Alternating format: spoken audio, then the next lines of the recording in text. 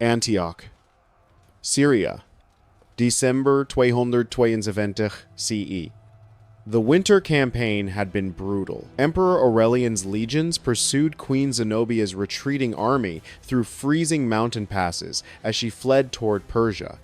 For 3 years, Zenobia had carved out an empire stretching from Egypt to Anatolia, directly challenging Roman authority across the east. She commanded armies, minted coins bearing her image, and declared her son emperor. But on this frozen December day near the Orontes River, her cavalry finally collapsed under Roman assault. As her generals fell and her bodyguards scattered in the winter cold, Zenobia herself was captured attempting to cross the Euphrates on a camel, her royal robes freezing to her skin in the bitter wind.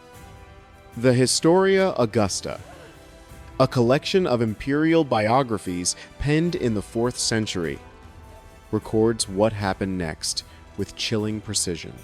The queen was brought before Aurelian in chains during the bitter winter, her breath fogging in the frozen air of the command tent.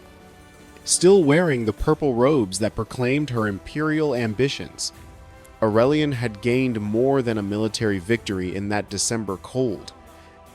He had acquired the perfect symbol for his upcoming triumph, a living, breathing monument to Roman power that would parade through the capital in chains. But Queen Zenobia's fate reveals a larger, more systematic truth about how Rome treated captured royalty, particularly women who had dared to wear crowns. For nearly a millennium, from the Republic through the Empire, Rome perfected a terrifying art breaking powerful rulers without killing them, transforming defiant monarchs into permanent displays of imperial dominance.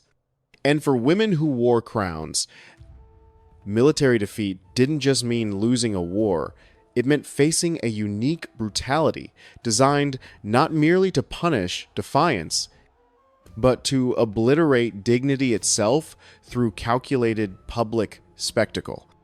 The core of this cruelty lay in Roman law, which completely denied defeated queens any legal status or protection. Under the doctrine known as ius gentium, the law of nations, military defeat instantaneously converted all free people into mere property, regardless of their former rank. Once an enemy city fell or an army surrendered, every inhabitant became legally enslaved.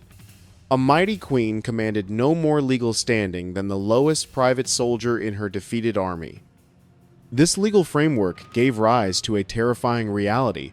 Roman citizens possessed rights that acted as shields against certain punishments. Flogging a Roman citizen was considered an absolute scandal. Executing one without due process sparked immediate outrage, but foreign captives, entirely irrespective of their royal lineage, held no such protections whatsoever.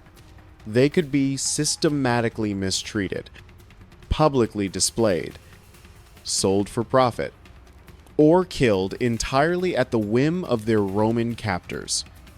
The 12 Tables. Rome's earliest comprehensive legal code, dating to the 5th century BCE, established these principles with brutal clarity. Prisoners secured in war instantly became property of the Roman state, or were distributed among conquering soldiers. Women of royal lineage discovered that their former power meant nothing the moment heavy iron chains replaced golden crowns.